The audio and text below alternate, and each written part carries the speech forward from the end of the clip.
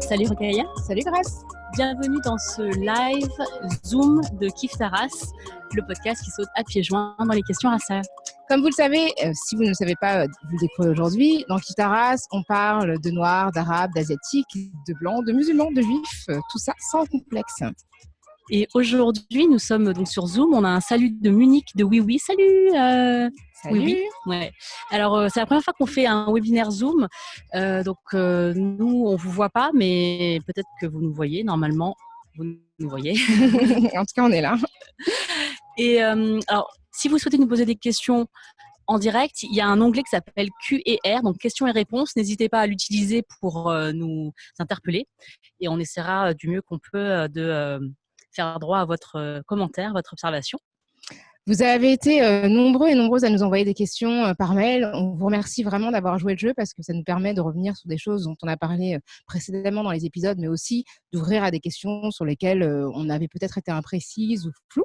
Donc, c'est vraiment super. On a abordé plein de sujets et je propose pour commencer qu'on réponde aux premières questions qui nous ont été adressées. Donc, Grâce, tu as la main sur ça. Je te laisse peut-être élancer la question. Alors, on a une question qui a été envoyée par Khadija. Alors, peut-être qu'on dit Khadija, comme en Rokhaya.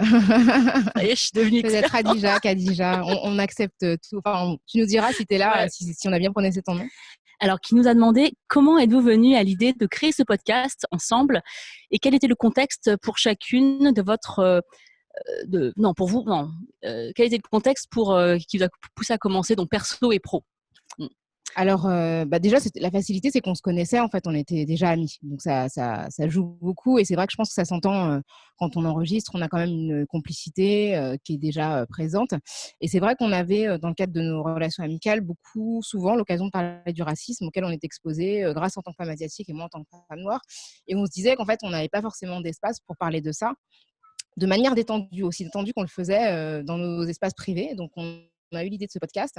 On a commencé par faire une vidéo qui est encore sur YouTube qui s'appelle Kif Taras avec nos deux amies Samira Ibrahim et Fatima Edbounoua, où on est revenu sur la question dont on a reparlé ensuite dans le premier épisode de Kif Taras qui est Tu viens d'où et qui explique un petit peu la genèse de l'épisode. Et puis en fait, avec cette vidéo, on est allé voir Joël Renez de Binge Audio pour lui dire qu'on avait une idée. Et en fait, sans vraiment hésiter, il nous a proposé qu'on fasse un essai et c'est comme ça que c'est parti. Enfin, toi, tu as peut-être une autre... Oui, et vraiment, c'était cette idée de sortir de l'intime toutes nos réflexions sur la question raciale. Parce que comme moi, je vis en France, je suis née, j'ai grandi en France.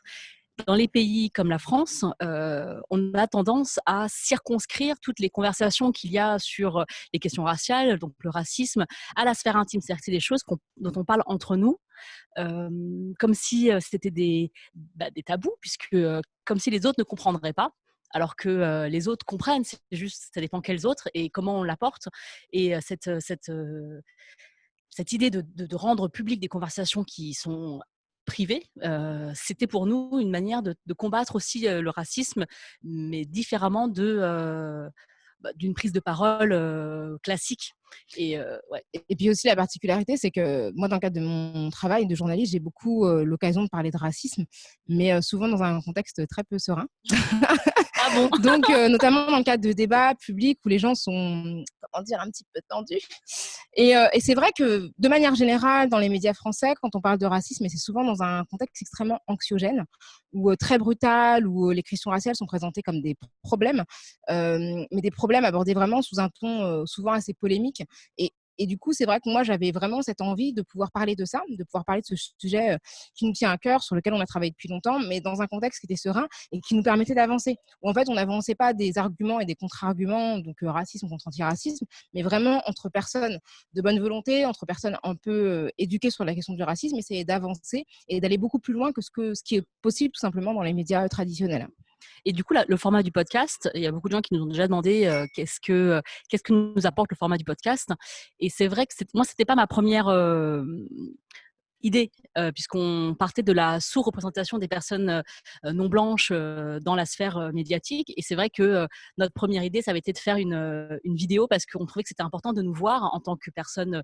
Voilà, moi, je suis asiatique et noire dans l'espace public. Et finalement, le format du podcast, c'est vraiment, se prête très bien à ce propos. Et d'ailleurs, on nous a déjà dit que c'est assez frappant lorsque vous voyez quelqu'un et que cette personne est noire, vous assumez déjà des choses. Le fait d'entendre cette personne parler de sa définition d'elle-même, de ne pas la voir, ça questionne beaucoup de choses. C'est-à-dire que, en fait, ça ne se voit pas qu'elle est noire quand vous l'entendez. Ça ne se voit pas qu'elle est arabe ou qu'elle est d'origine asiatique ou une autre origine. C'est hyper intéressant d'écouter les gens parler de qui ils sont sans avoir, nous, à projeter nos propres idées, préjugés, stéréotypes qu'on a aussi emmagasinés tout au long de notre vie sur elles. Ouais, c'est vrai que ce contexte du podcast permet aussi une forme d'intimité qui n'est pas forcément, qui n'est pas possible ailleurs, quoi. Je pense qu'il y a vraiment ce côté-là, le fait d'avoir, créé un espace de conversation bienveillant, où on a une tonalité qui, se veut en tout cas, comment dire? Carrée dans le sens où on essaie vraiment de mobiliser des théories sur le racisme, mais en même temps sur le ton vraiment amical, conversation où effectivement les gens peuvent s'identifier, à un cercle amical et ça je trouve que c'est aussi très particulier, et très spécifique au podcast. Alors, on a une autre question sur sur notre parcours. Donc, c'est Muriel qui demande quel est le parcours de Grace et de Rokhaya en termes d'études scolaires, de rencontres professionnelles et personnelles, de recherche d'expériences vécues. Et voilà. Et qu'est-ce qui nous a amené à nous intéresser à ces problématiques que sont les questions raciales? Alors moi, j'ai fait, des études de Moi droit. aussi. Jusque-là, voilà les les bonnes filles d'immigrés qui travaillent bien à l'école et en fait, non, moi après j'ai fait plusieurs choses. J'ai fait une école de commerce et puis ensuite je suis repartie à la fac où j'ai fait, du marketing et distribution dans l'audiovisuel et moi j'ai travaillé pendant très longtemps dans l'animation, en fait, dans les dessins animés. Notamment pour Disney où je m'occupais de l'acquisition des programmes. Mais parallèlement, en fait, à mes activités professionnelles, j'étais assez engagée. Donc moi, je me suis engagée, au sein d'ATTAC, qui est une organisation altermondialiste. Et puis après, je me suis engagée dans le féminisme, dans une association qui s'appelait Mixité. Et finalement, l'antiracisme m'est venu très tard. Très tard, mais du fait de mon expérience professionnelle et du fait que, j'ai été exposée à des questions, sur, ma personne, en fait, sur, mes origines. Finalement, dans un contexte où j'étais très minoritaire, quoi. Et c'est là que j'ai commencé à réfléchir à ces questions-là. Aussi parce que je regardais beaucoup les infos, les news et que je trouvais qu'il y avait, un traitement, des questions d'actualité liées aux personnes minoritaires qui était extrêmement brutal, extrêmement violent. Et c'est comme ça que j'ai commencé à m'y intéresser. Et donc, j'ai monté une association antiraciste qui s'appelait Les Indivisibles. Ça, c'était en 2007.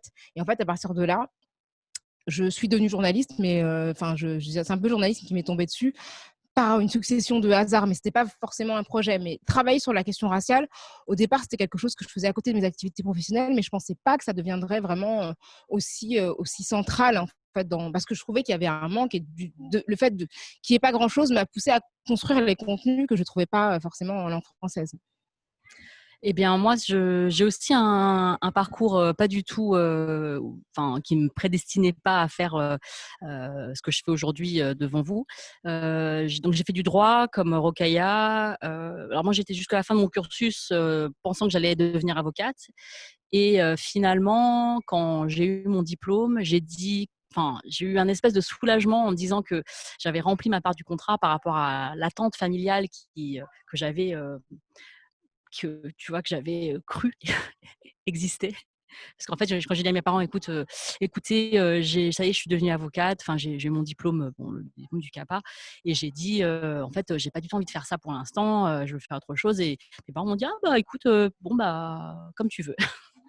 Et donc je me suis orientée vers des métiers un peu plus liés au divertissement. Donc je travaillais dans une maison de disques et après j'ai travaillé dans une maison dans une société de production de jeux vidéo. Donc, ça n'avait rien à voir avec ce que j'avais fait. Enfin, pas vraiment à voir. Ça a toujours un peu à voir avec le droit. Dans le divertissement, si tu pousses un peu, il y a toujours un peu de côté intellectuel. Mais voilà, c'était pas du tout ça. Et finalement, mon déclic, il est venu assez tardivement aussi. D'un autre côté, c'est quand je suis devenue mère que j'ai eu un espèce de truc hyper égoïste en me disant, bah, mes enfants, ils allaient vivre la même chose que moi. Dans l'espace public français. Et c'est-à-dire que tout ce qu'on m'avait dit, on m'avait dit oui, que le racisme, tu sais, avec le temps, ça partirait, il fallait juste être patient et que naturellement, voilà. Ça, c'est des fantasmes, tu sais, du truc, voilà, du mythe du racisme comme étant quelque chose de moral et que les gens s'habitueraient. En fait, ils ne s'habituent pas tant qu'il n'y a pas d'activistes qui normalisent cette conception égalitaire des gens. Donc, je me suis rendu compte que très rapidement, mes enfants allaient vivre la même chose que moi. Et là, vraiment, ça m'était insupportable. Donc, c'est assez égoïste au départ en me disant, bon, bah, c'est mes enfants. Et finalement, Donc, c'est devenu voilà, quelque chose par rapport à l'écriture. Donc, j'ai ouvert un blog, j'ai fait une web série. Et c'est vrai que les rencontres ont été très importantes. J'ai rencontré Rokhaya, avec qui on a créé cet espace de discussion. J'ai rencontré Faiza Again, qu'on salue parce qu'on aime beaucoup, Ouais, qu'on a qui reçu est plusieurs fois. écrivaine, qui nous a beaucoup apporté, et qui, elle, avec qui était ma directrice littéraire sur mon premier roman et j'espère sur mon second, qui vraiment m'a aidée. Et j'ai rencontré aussi une fille qui s'appelle Niyama, qui est réalisatrice, que j'aime beaucoup et qui a co-réalisé tous les épisodes de Ça reste entre nous, qui est une web série que j'ai créée pour donner la parole aux personnes asiatiques en France. Donc tout ça, c'est aussi beaucoup de rencontres. Oui, je pense que c'est important de le souligner. C'est vrai que je ne l'ai pas dit en présentant mon parcours, mais c'est vrai qu'il y a beaucoup de rencontres, des hasards qu'on arrive à transformer en actes, quoi. Mais c'est énormément de rencontres et de gens qui nous font confiance. Ça compte vraiment énormément, quoi. Et là, pour le coup, c'est vrai que le podcast, le fait d'avoir pu aller voir Binge, d'avoir eu instantanément en face de nous quelqu'un qui a compris ce qu'on voulait faire, ce qui n'est pas si évident que ça, en fait, parce que je crois que c'est le premier podcast en langue française spécifiquement dédié aux questions raciales. Donc, c'était pas quelque chose qui allait toi. C'est aussi important. Donc, voilà. Et avec, je pense qu'il faut le dire, avec aussi une réputation Sulfureuse. de Rokhaya Diallo. Parce que il y a des gens qui auraient pu refuser juste en lisant ton nom. C'est déjà arrivé. C'est déjà arrivé. Je pense que ça arrive encore. Donc, effectivement, parce que avant même que le podcast ne soit mis en ligne, il y avait des gens déjà sur les réseaux sociaux qui ont commencé à nous pourrir, notamment liés au nom, mais aussi liés à ma présence, puisqu'on anticipait des choses scandaleuses. Alors, il y a une question de Catherine qui nous a demandé quel épisode vous a fait progresser sur le sujet abordé.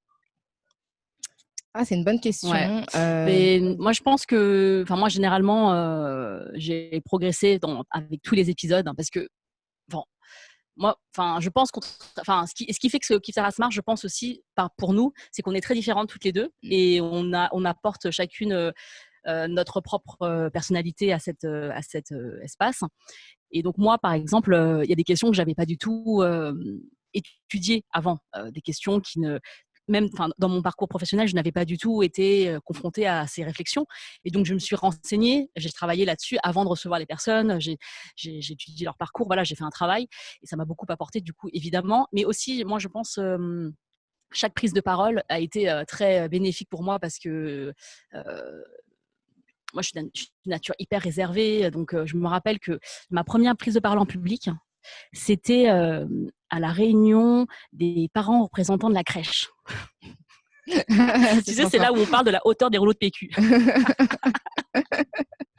Et genre, j'avais le cœur qui battait, je me disais, qu'est-ce que je vais dire, c'est horrible et tout. Et mais je pense que c'était quelque chose qui était vraiment pour moi important de m'investir dans quelque chose de collectif, quoi.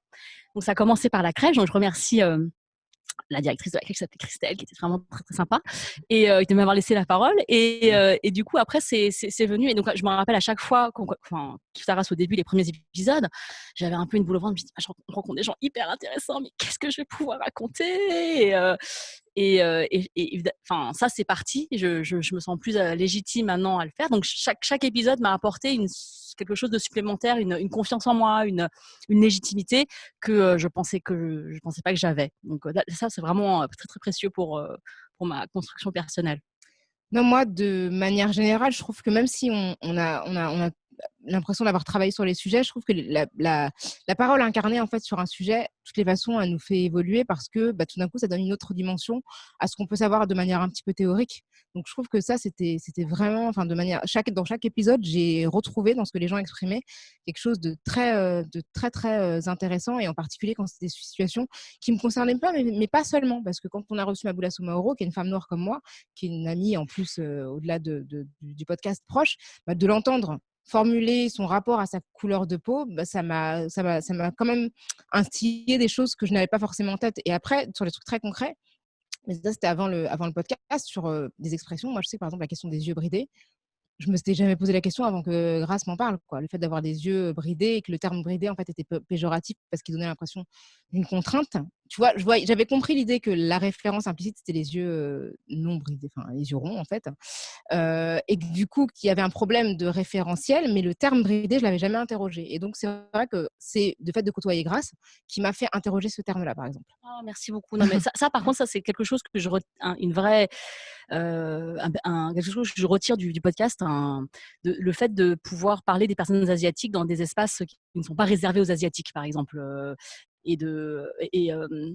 C'est important parce qu'on nous a toujours dit qu'on était très discrets, les Asiatiques, vous êtes très discrets, vous n'êtes pas comme les Noirs et les Arabes, là. Qui gueule tout le temps. Et du coup, de se placer sur un pied d'égalité, parce que ces revendications d'égalité, les personnes asiatiques, enfin, je ne parle pas au nom des personnes asiatiques, je dis juste qu'en tant que personne humaine, moi aussi, j'ai des revendications d'égalité et que ce n'est pas du tout parce que je suis asiatique, mais parce que je suis une personne citoyenne, française, comme vous et d'autres. Et du coup, ça m'apporte une grande satisfaction. Et je pense que dans les thèmes, alors, évidemment, j'aime toutes les personnes qu'on a invitées. Je pense que ça m'a beaucoup apporté.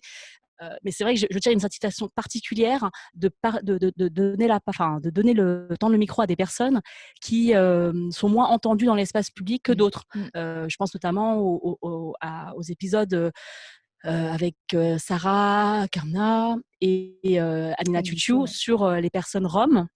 Donc on en a une de la première saison, une de la seconde saison, qui sont des personnes formidables et qui portent une parole tellement peu entendue.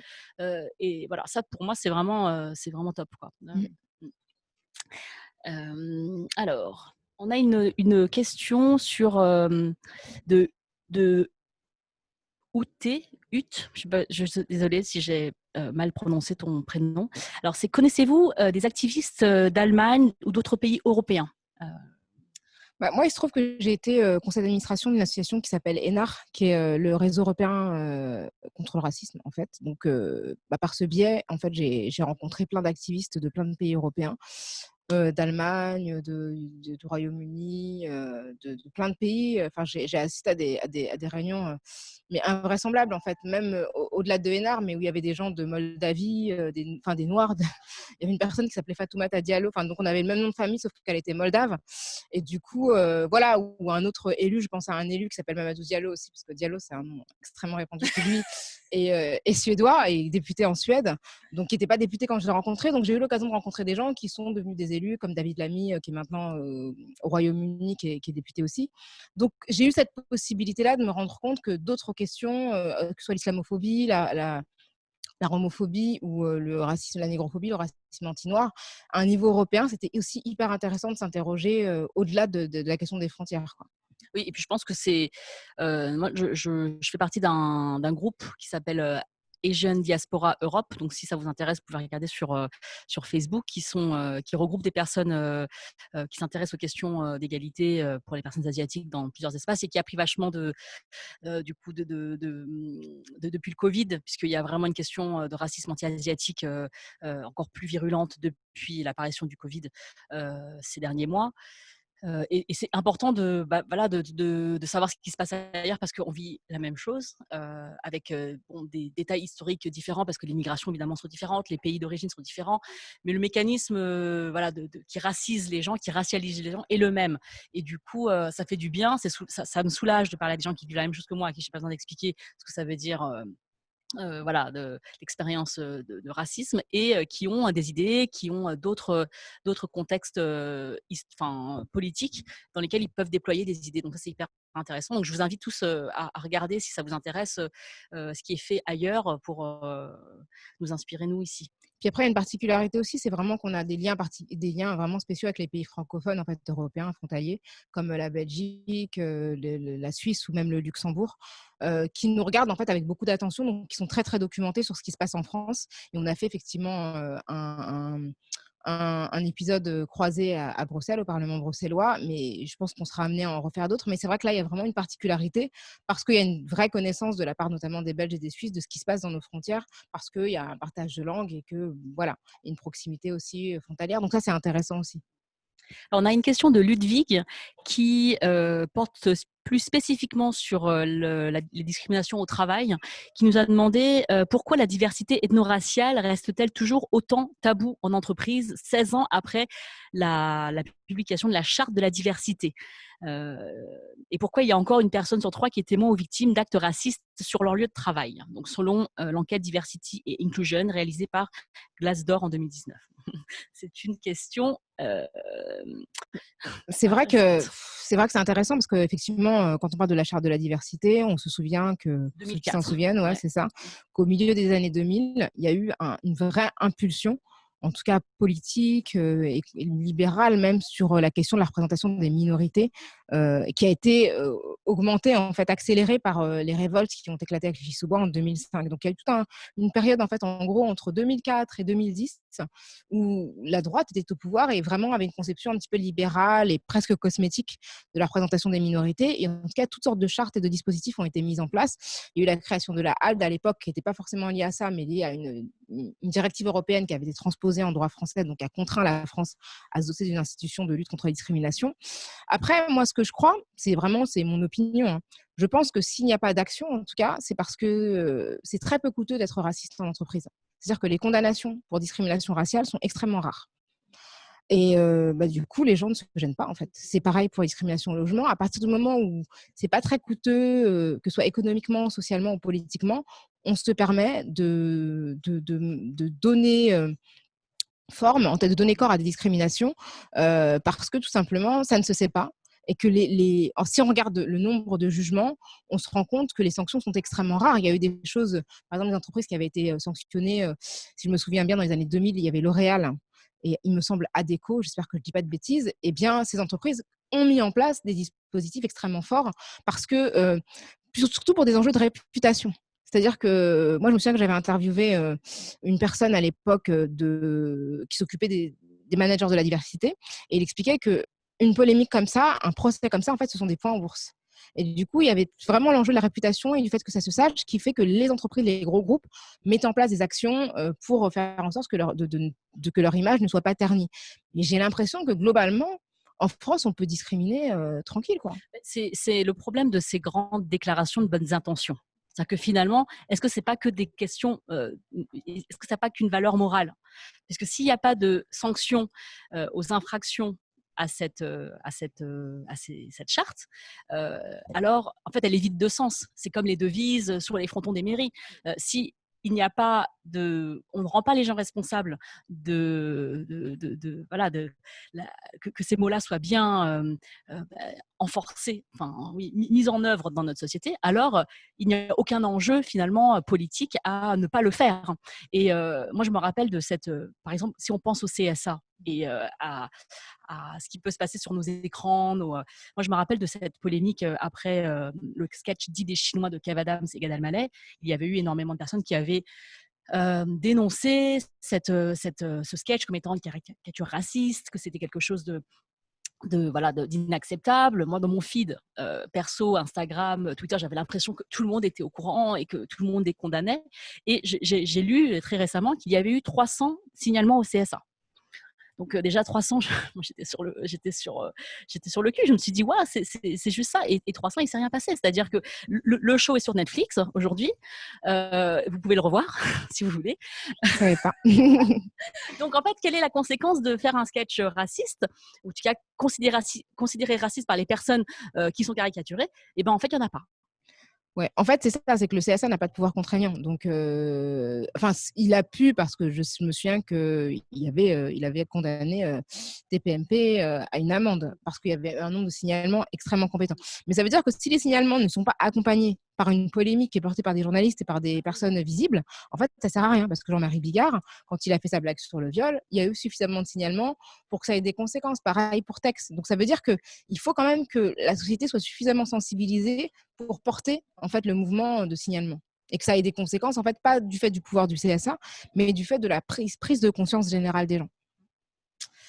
Donc ensuite, il y a une question de Colline sur l'appropriation culturelle. Alors merci Colline.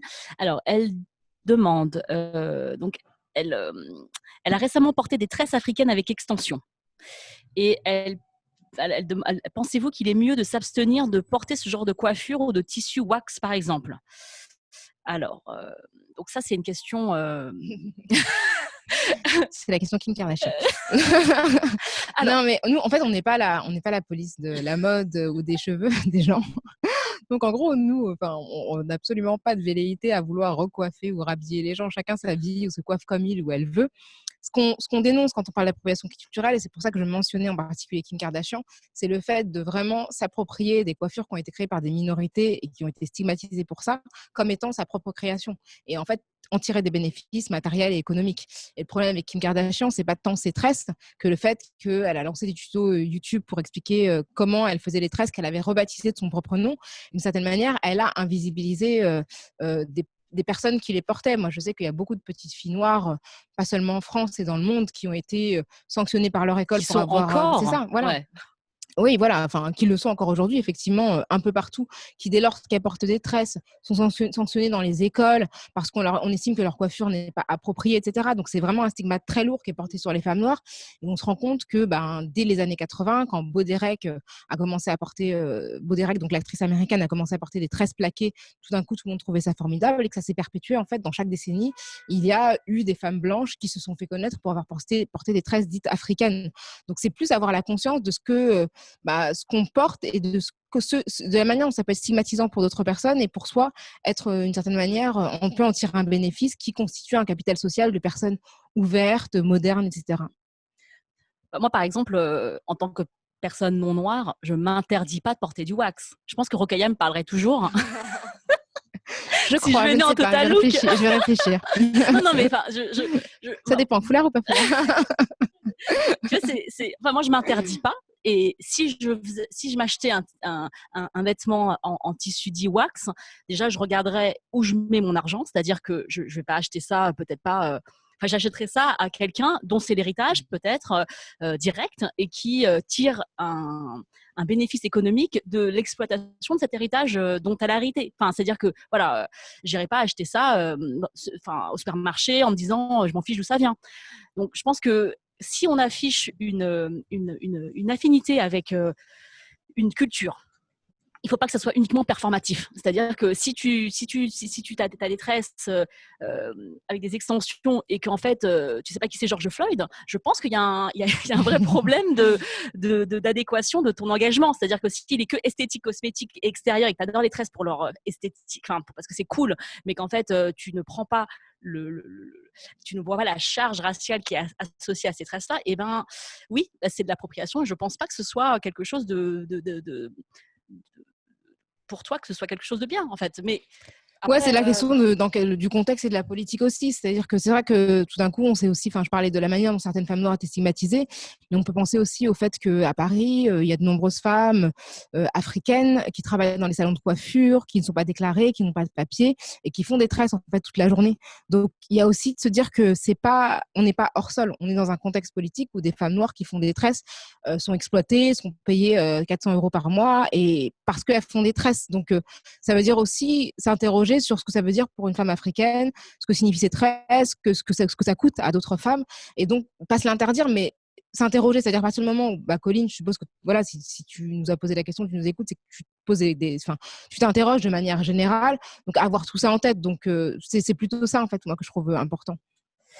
Alors ensuite, on a pas mal de questions sur l'intimité, parce que je pense que c'est quelque chose qui revient souvent, c'est comment gérer le racisme dans une relation intime, parce que le racisme, c'est pas que voilà, à la télé, il y en a dans la télé, dans les médias, mais il y en a aussi dans Les nos gens de la vies. télé existent dans la vraie vie, en fait. Et parfois, on les croise. Perpétuent les mêmes choses dans leur vie privée.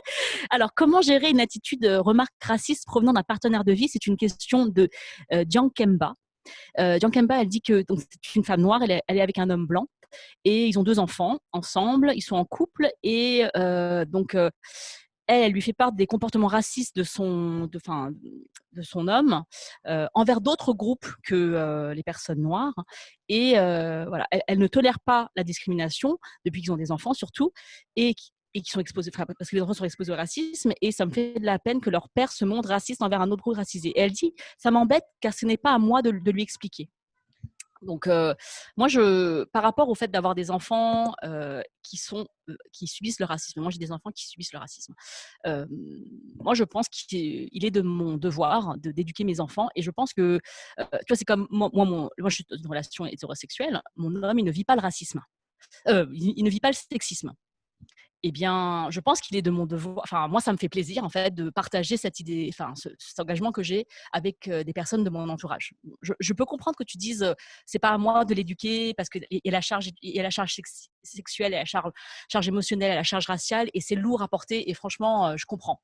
Mais moi, en tout cas, en tant que parent, je parle en tant que parent, pour moi, éduquer mes enfants et ma sphère privée, c'est la même chose en fait. C'est-à-dire que mes enfants, l'éducation que je donne à mes enfants, elle serait pas satisfaisante si leur père à côté détruit tout, tu vois. Enfin, donc,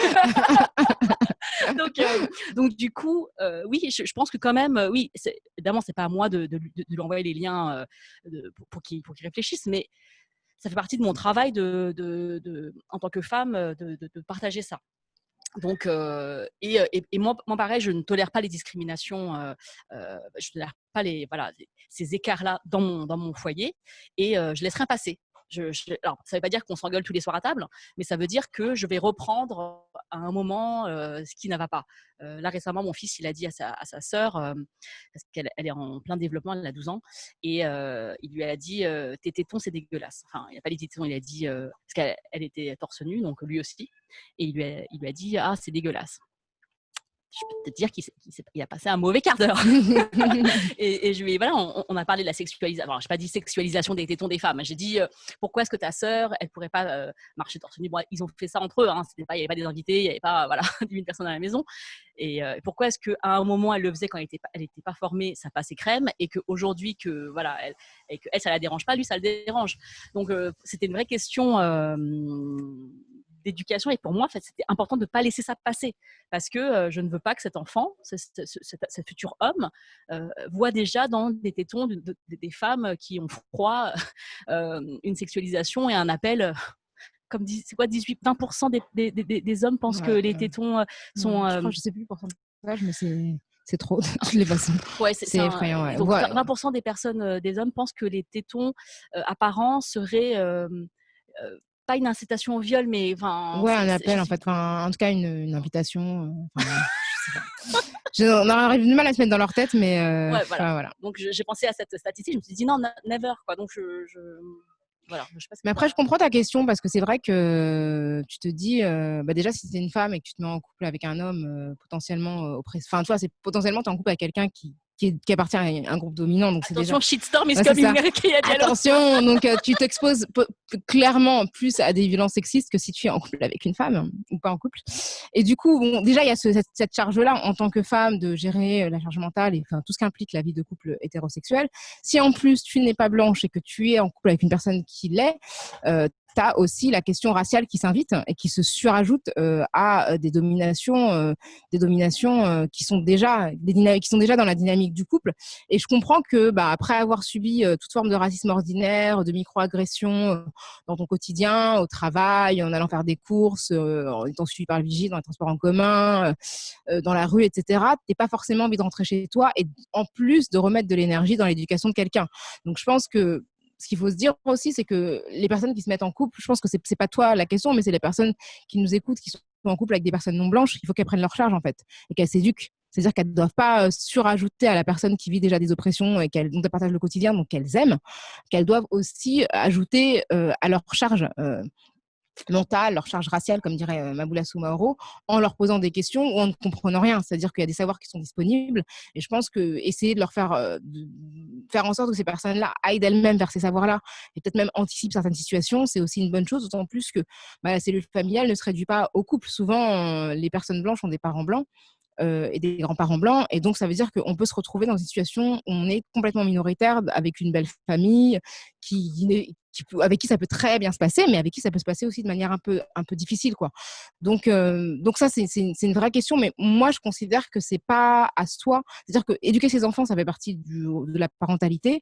Après, on peut pas éduquer son conjoint, quoi. Je veux dire, ceux qui est déjà adulte, donc ça fait beaucoup de boulot. Donc c'est un choix, mais je pense que vraiment, l'amour qu'on partage pour quelqu'un, c'est aussi le fait de s'éduquer par rapport à tout ce qui le concerne. Si la personne est en situation de handicap, ça veut dire anticiper aussi tout ce que ça implique socialement. Donc, il y a plein de questions, je pense qu'il faut qu'on prenne en charge soi pour décharger l'autre, quoi. Je pense que Rocaille a vraiment bien formulé ça dans le sens où il ne faut pas se rajouter une charge supplémentaire. Et si réellement ton conjoint ne voit pas où est le problème de dire des choses racistes sur d'autres groupes racisés alors que ses enfants sont eux-mêmes racisés, il faut vraiment arriver à avoir une discussion où il se rend compte que c'est important pour toi, que le fait que lui, il continue à s'éduquer dans cette question-là, c'est important pour toi en tant que… Et pour vos enfants, c'est-à-dire que c'est pas juste je suis pas raciste envers les Noirs, mais par contre tous les autres groupes, oui. Tu vois, enfin, le racisme, c'est pas des cases comme ça, c'est des vases, voilà, c'est pas des vases communicants. Et donc le mécanisme raciste, s'il ne voit pas où est le problème de dire du mal des Asiatiques alors que vos enfants sont noirs, et ben c'est qu'il n'a pas compris ce qu'était le racisme. Et donc il faut arriver à avoir ces discussions où tu fais comprendre ça en disant voilà, pour toi c'est important, pour tes enfants c'est important, et arriver à partager cette idée. Alors, on a d'autres questions sur le couple qui sont hyper intéressantes, et aussi le temps file, donc il ne faut pas qu'on soit trop bavarde. Alors, il y a Marion qui nous demande peut-on voir les couples mixtes comme un vecteur de changement des mentalités, et comment vit-on une relation intime quand son couple est vu comme un statement politique, parce qu'elle fait référence à notre épisode sur les couples mixtes avec Fatima et Bounoua, qui est l'épisode sur la couleur des sentiments. Et dans cet épisode, à un moment, on dit toutes les deux, enfin on dit même toutes les trois, il me semble, que quand on voit des couples non mixtes, c'est-à-dire Black Love, on parlait de Black Love, on parlait on trouvait ça beau. Et alors moi je pense que quand on a cette discussion, ce que moi je voulais dire, c'est que encore une fois, ce qui est au centre de notre préoccupation, c'est la liberté des femmes de choisir leur conjoint en s'affranchissant des attentes sociétales. Donc, ce soit la classe, la race. Et évidemment que pour nous, ce qui est important, c'est que les femmes soient libres de choisir. Moi, je ne pense pas qu'il faille mal vivre. Enfin, si ce n'est pas le cas, c'est pas quelque chose qui doit peser sur nous. Qui doit être un stigmate, quoi. Oui. Disons que moi, je pense que déjà, je pense qu'il faut, ce serait intéressant d'écouter l'épisode qu'on a fait avec Jessica Mouisa sur le métissage, qui raconte justement cette notion. Déjà, la question de la mixité dans le couple, c'est déjà une question qui racialise en fait des groupes et qui les essentialise, parce qu'on voit de la mixité dans des situations qui peuvent être analogues. On va pouvoir voir la mixité d'une part et pas forcément de l'autre, alors que ça ne fait pas forcément sens. Après, vecteur de changement, il faut penser aussi à ce que ça signifiait historiquement de voir des personnes blanches en fait être en couple, en tout cas avoir des enfants avec des personnes non blanches, notamment dans le cadre de l'esclavage où c'est souvent le fruit de viol. Donc c'est pas toujours un signe d'avancée, parfois c'est au contraire un signe même de domination et d'asservissement. Il y a une étude qui est parue il y a pas longtemps dans le New York Times sur justement l'ADN en fait des personnes originaires notamment des Caraïbes, et qui disait que je crois que les gens qui avaient un ADN blanc, en fait, de blanc, avaient 25 fois plus d'ADN d'hommes blancs voilà. Et du coup, ça montrait en fait comment les hommes blancs en fait avaient été intervenus dans la généalogie de beaucoup de personnes noires, et on associait ça, comme c'est des populations descendantes d'esclaves, de personnes réduites à l'esclavage, à des viols. Donc il y a ce côté-là de dire que de tout temps, de manière absolue, le couple dit mixte est une avancée, c'est pas vrai. Après, dans le contexte actuel, c'est différent. Mais je pense qu'il ne faut pas fantasmer ce que ça signifie. Je pense que c'est important d'être libre. Après, ce qu'on voulait dire par rapport à ça, c'est que dans un contexte où en fait on invite les personnes non blanches à s'élever vers la blanchité, quand on est une personne non blanche en fait qui réussit, on imagine que cette personne va être en couple avec une personne blanche. Et c'est souvent symboliquement le signe d'une réussite sociale. Et du coup, c'est vrai que dans un contexte comme ça, où nous, ce qu'on voyait notamment pour les hommes noirs en France, notamment les footballeurs, que la plupart des footballeurs sont en couple avec des femmes noires, quand on voit Lilian Thuram et Karim Guillaume, par exemple, ça fait plaisir, parce qu'on se dit on peut être un mec noir riche, stylé et intelligent, et être quand même avec une femme noire, que sa réussite ne passe pas forcément avec le fait d'être une femme blanche, avec une femme blanche. Après, il est libre de faire ce qu'il veut, Lilian Thuram, mais c'était de dire que dans ce contexte-là aussi, le signal envoyé notamment aux jeunes filles noires, mais pareil, quand on voit Leila Bekti et Tahar Rahim, Rahim, ça fait aussi plaisir parce qu'on se dit, bah voilà, ça fait du bien de se dire qu'on peut aussi réussir et être en couple et heureux avec un homme arabe, parce que c'est vrai que l'image qu'on a des hommes d'origine maghrébine, c'est la violence, quoi. En fait, c'est la violence, c'est l'oppression. Donc, de se dire qu'une femme comme Leila Bekti est heureuse avec un homme d'origine maghrébine, ça fait du bien aussi en termes d'image. Et JP Zadi, qu'on a reçu dans un de nos épisodes précédents, le formule dans son film Tout simplement noir, quand il parle quand il va je ne vais pas spoiler pour ceux qui n'ont pas vu, mais il y a un passage sur la misogynie noire, et donc c'est le racisme à l'encontre des femmes noires spécifiquement. Et donc l'histoire du couple se pose, et j'ai trouvé ça intéressant et courageux, Ouais. qu'il en parle, parce que c'était intéressant de le voir comme ça. Oui, et ça nous place face à nos paradoxes aussi parce qu'on n'est pas américain. Donc nous, notre vie, c'est pas le prince de Bel-Air, quoi. Donc voilà, on a aussi des complexités raciales en France qui font que c'est aussi une norme, quoi, la mixité dans les couples. On a eu une question spécialement par rapport à JP Zadi dans une des questions. Alors attends, je retrouve Oui, plus c'est quand il disait, en fait, quelqu'un a posé la question de la Ah oui, c'est diaspora afro. Cassie. Ouais, Voilà, c'est ça. Cassie. Ouais. Bah, peut-être que tu peux la formuler. Alors attends, on a l'extrait de l'épisode. Est-ce que tu peux nous le passer, Quentin, s'il te plaît? Tout Africain noir a déjà eu des discussions avec des Antillais et il est tombé des nues lorsqu'il a vu l'Antillais qui lui a dit « Mais moi, je suis pas africain, je suis Antillais ». Tout ça arrivait à tout le monde. Et donc, du coup, partons de ce point de vue-là, et, tu vois, voilà, je me suis dit, bon, comment mettre ça en scène de façon rigolo et montrer un peu le ridicule du truc. Alors, il y a, oui, cette rancœur entier africain, elle existe. Mais moi, ce que je dis, c'est que finalement, elle a été aussi nourrie et cultivée par les béquiers aux Antilles, tu vois, qui avaient intérêt à diviser les esclaves là-bas et à leur dire, voilà, lui, il est plus noir que toi et toi, t'es plus clair que lui, toi, t'as droit à ça, lui, on vous a vendu, nous, c'est pas de notre faute, c'est vos frères africains qui nous ont vendus. Frérot, on te dit ça pendant 400 ans. Et bah, au bout d'un moment, ça intègre. Même quand tu chattes une meuf pendant une semaine au téléphone, il y a des trucs, ça rentre dans sa tête. Alors imagine-toi un propos qui est tenu pendant 400 ans à des gens, et ben c'est normal que voilà, finalement, il y ait des Antillais qui aient ce discours-là. Et ce n'est pas dénigrer l'identité antillaise que de dire ça. Moi, c'est juste de dire que finalement, en vrai, de vrai, les Antillais, frère, c'est nos enfants. C'est nos petits cousins, c'est nous-mêmes, tu vois ce que je veux dire. Et donc, j'avais envie de faire une scène voilà, qui parle de ça. Et donc Cassie nous a demandé pourquoi est-ce que la phrase de JP n'a pas été reprise, parce qu'elle nous a dit les Antillais sont nos enfants. Elle s'est mal passée. Moi, je l'ai pas. Je comprends que ça puisse être perçu comme quelque chose de condescendant, mais moi, je pensais plus à la descendance du continent. C'est-à-dire que Absolument. C'est une diaspora. En fait, quand on parle de diaspora, ça veut dire qu'il y a un foyer originel à partir duquel se sont formées plusieurs autres cultures et civilisations. Et donc, la diaspora africaine est présente dans les Caraïbes, en Amérique du Sud, dans les Amériques de manière générale, et aussi dans l'océan Indien. Et du coup, en tant que personne d'origine ivoirienne, JP dit les Antillais sont nos enfants, c'est plus dire ce sont les descendants de nos ancêtres, et donc ce sont les enfants plus du continent africain. Je ne l'ai pas entendu comme quelque chose de condescendant. Moi non plus, je n'ai pas entendu le côté infantilisant de cette. Pour moi, c'est vraiment les enfants des esclaves, en fait, et du coup, qu'on soit africain aujourd'hui ou caribéen, c'est la même chose. Enfin, il aurait pu dire cousin ou. D'ailleurs, il a dit nos enfants, nos petits cousins. Voilà, il enchaînait, donc. Ouais. Donc voilà, donc c'était pour dire que moi je l'ai pas reprise parce que je n'ai pas vu du tout j'ai trouvé que c'était vraiment l'intention et la conséquence de cette phrase. Pour moi, c'était vraiment quelque chose justement de dire que cette fameuse comment dire, antagonisme entre les Antillais et les Africains n'avait pas lieu d'être. Ouais. Du coup, alors, est-ce que oui, donc il y a Anaïs qui nous a demandé par rapport à l'épisode 40, qui est celui qu'on a enregistré en Belgique avec Assina Sema et avec les Grenades de la RTBF. Elle nous a demandé par rapport à l'emploi du terme maghrébin pour se décrire, parce que Assina dit qu'elle considère celui-ci comme un euphémisme du mot arabe. Est-ce qu'on peut entendre, s'il te plaît, Quentin, le son?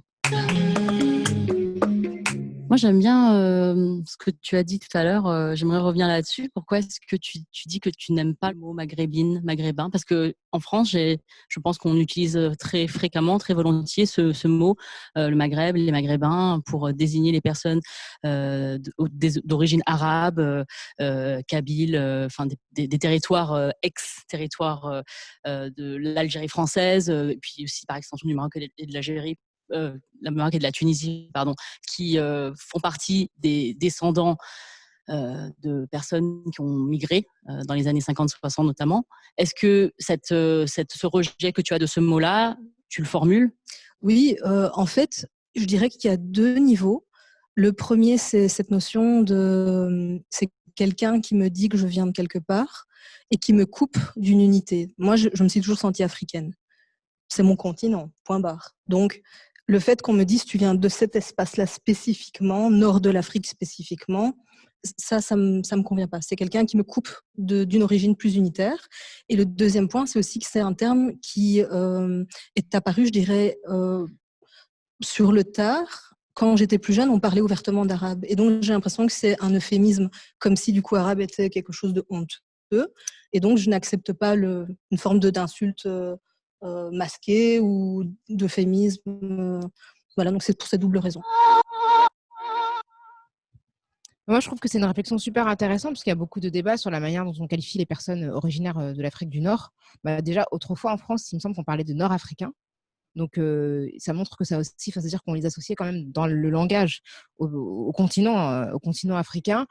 Après, le fait que les personnes d'origine maghrébine soient arabes, c'est aussi un débat. Moi, je sais qu'il y a beaucoup de gens qui considèrent que ce sont des berbères qui ont été arabisés, qui sont devenus arabophones, mais qui ne sont pas, entre guillemets, ethniquement, encore une fois, je mets ça vraiment avec beaucoup de pincettes, arabes, et que les gens arabes, en fait, sont plutôt au Moyen-Orient et une partie du continent africain, mais notamment en Égypte et dans une partie de la Corne aussi de l'Afrique. Donc, c'est un débat, c'est une discussion. Moi, je sais qu'il y a des gens qui sont d'origine maghrébine qui ne se reconnaissent pas comme étant arabes, qui considèrent qu'ils sont berbères et ils sont considérés comme arabes parce qu'ils ont été colonisés. Donc, c'est une discussion peut-être qui mériterait qu'on fasse un épisode. Complètement, parce que je pense que ce qui est intéressant à chaque fois et c'est pour ça qu'on pose cette question à chaque fois qu'on commence un Kiftaras à la personne qu'on a en face, c'est cette définition, ce positionnement sur l'échiquier qu'on dit racial.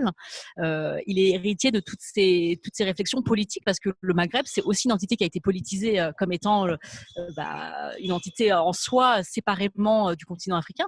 Et le fait qu'elle ait eu cette réflexion par rapport à ce terme, ça montre on se positionne différemment parce qu'on vit différemment notre identité. Et donc, merci à Sinan de nous avoir donné ce début de réflexion là-dessus. Alors, du coup, on entend les poubelles. Il y a une personne qui boit beaucoup de bouteilles de bière. C'est ça. Du coup, il nous reste 10 minutes, ça passe hyper vite. Donc, merci à tous vos messages qu'on voit sur l'écran défiler. Et on va prendre quelques questions qui ont été posées depuis le début de la séance Zoom. Alors, il y a JB qui nous écoute du Cambodge. Salut JB. Salut. Qui demande... c'est JB? Ouais, c'est JB.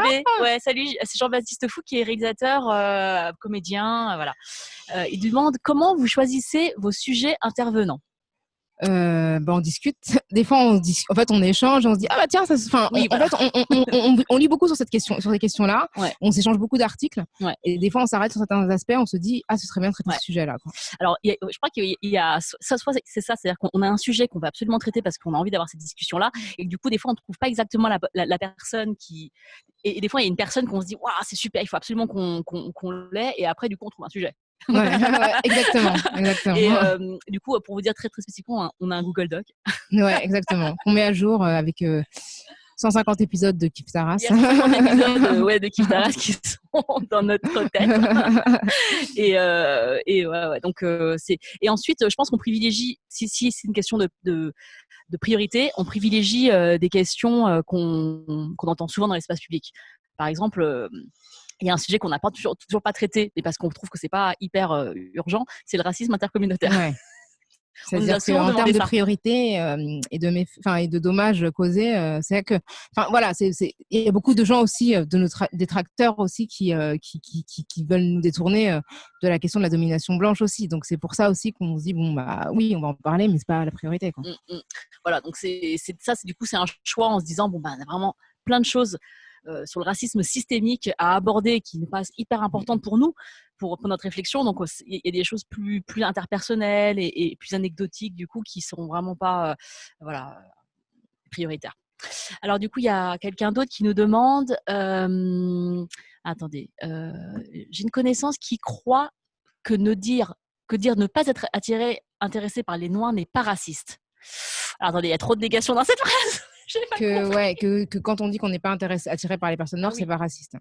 Non, mais déjà, je sais pas, moi je trouve ça bizarre de dire les personnes noires. Je suis pas sûre que si on prend une personne au hasard, je sais pas, au Soudan, en Somalie, en Afrique du Sud, au Congo, au Maroc, que les personnes aient la même physionomie.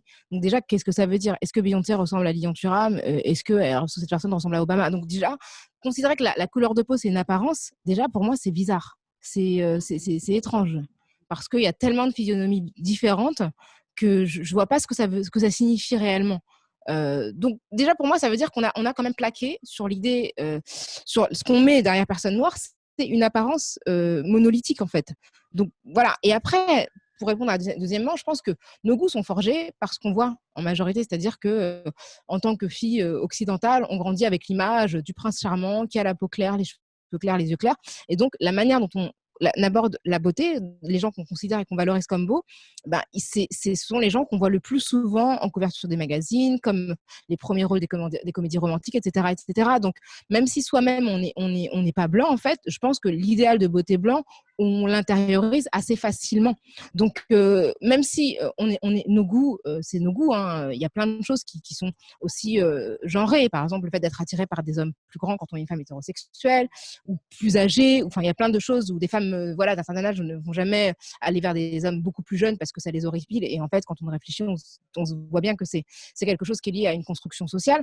Donc, on peut comprendre que c'est socialement construit. Après, on fait ce qu'on veut. C'est-à-dire qu'on peut décrypter nos goûts en se disant je pense que je suis plus attirée, plus sensible à tel type de choses parce que c'est forgé socialement, mais on fait ce qu'on veut. Mais les personnes noires, moi je trouve que c'est étrange parce que je pense pas que toutes les personnes noires se ressemblent et des traits qui puissent expliquer et justifier un rejet en bloc. Donc, comme sa question c'est s'il vous plaît, je réponds quoi à cette personne, tu peux lui dire qu'elle est vraiment raciste en fait. Tu peux juste lui dire ça, en fait il n'y a pas de débat. Il n'y a pas de débat possible, c'est raciste de dire j'exclus tout un groupe de personnes. Ouais. C'est tout. Du coup, on arrive bientôt à la fin, il nous reste 5 minutes. Et est-ce que, du coup, on avait des questions il y a pour questions, terminer? Ouais, il y a plein d'autres questions en fait. Du coup, là, on va pas pouvoir les traiter, je pense. Ouais. Est-ce qu'on peut la regrouper ou pas? Non, et il y avait, pour finir, on avait des questions sur qu'est-ce qui nous donne de l'espoir. Alors, ça, c'est pas mal. Je pense que. Je ne sais pas. C'est Khadija qui nous demande qu'est-ce qui vous donne de l'espoir de là où vous parlez en prenant compte de votre parcours et cheminement personnel, donc par rapport au racisme particulièrement. Le fait que ce soit un débat, c'est-à-dire que même s'il y a énormément de résistance, je trouve, dans la manière dont on aborde la question dans l'espace public, je trouve que même en quelques semaines là, cette année, c'est incroyable le fait que tout d'un coup on débatte de racisme systémique, de privilèges blancs dans un espace extrêmement mainstream, c'est-à-dire sur les chaînes info, dans des endroits où on parlait très peu de ces questions-là. Donc le fait que ce soit sujet à discussion, pour moi, c'est un progrès. Et même si c'est difficile, je pense que en tout cas sur la dernière décennie, il y a eu énormément de mouvements et de nouveaux visages et de nouvelles conversations qu'il n'y avait pas forcément auparavant. Et c'est pareil pour le féminisme d'ailleurs. Moi aussi, j'ai beaucoup d'espoir parce que je pense que moi, j'ai une fille de 12 ans, donc, comme je vous ai dit, et c'est un radar à propos sexistes et racistes. C'est-à-dire que des fois même, faut que je la calme. Je lui dis non, bon là, peut-être pas. Donc, je pense que l'éducation, elle est aussi importante pour la société d'une manière générale, alors que ce soit nous qui la faisons ou qu'elle est faite de manière, c'est-à-dire par des institutions. Je pense que c'est important d'avoir ce débat pour ensuite pouvoir intégrer ça dans nos discussions et dans nos programmes de l'éducation nationale. Et donc, merci beaucoup. Là, on arrive vraiment à la fin. Merci à toutes et à tous. Désolée, on n'a pas pu répondre à vos questions, mais si on refait un live, n'hésitez vraiment pas à nous interroger en amont. Ça nous permettra de traiter vos questions et peut-être de plus les classer, répondre en groupe. Là, c'est vrai que spontanément, c'est plus difficile, mais merci d'y avoir assisté. Merci d'avoir été là. Bisous à tous les copains et les copines. Il y a Andy qui nous demande quel est le sujet de la rentrée. Le sujet de la rentrée, c'est une bonne question. Ouais, on n'est pas du tout organisé. On a beaucoup on a des invités en tête. Mais il y aura des retours, il y aura des comebacks. Oui. On peut vous dire. Ce qu'on aime bien avec nos invités, c'est qu'elles sont extrêmement expertes. Et on va reparler de blanchité aussi. Ah bah ouais, ça, régulièrement ça, donc ouais, on en reparlera aussi. Il y a Patrice qui nous dit bonnes vacances à tous et à tous. Bonnes vacances. Salut JP, je l'ai pas salué. Salut, merci d'être connecté depuis le Cambodge et merci à tous. Merci pour tous les cœurs. J'arrête pas de voir des cœurs depuis tout à l'heure. Merci, ça fait super plaisir. Merci de nous écouter. On a aussi eu beaucoup de gens qui nous ont écoutés, de nouveaux auditeurs, de nouvelles auditrices depuis le mois de mai, depuis le mois de juin. Bienvenue, merci de nous écouter. N'hésitez pas à relayer, à nous mettre 5 étoiles, à vous abonner. Vous avez 47 épisodes à rattraper comme l'un des personnes. Désolée, son nom a défilé. Ouais, voilà, donc continuez à nous soutenir, à relayer nos propos et aussi à proposer à l'écoute, si vous voulez pas répondre aux questions relou, proposez les épisodes à l'écoute des gens qui vous posent des questions qui vous cassent la tête. Merci beaucoup, merci Rokhaya. Merci, Kif Tara, c'est un podcast de Binge Audio disponible sur toutes les plateformes. L'épisode d'aujourd'hui était réalisé par Quentin Brasson. Avec l'aide de Ryan Megheni, Ryan. Merci. Merci à vous deux.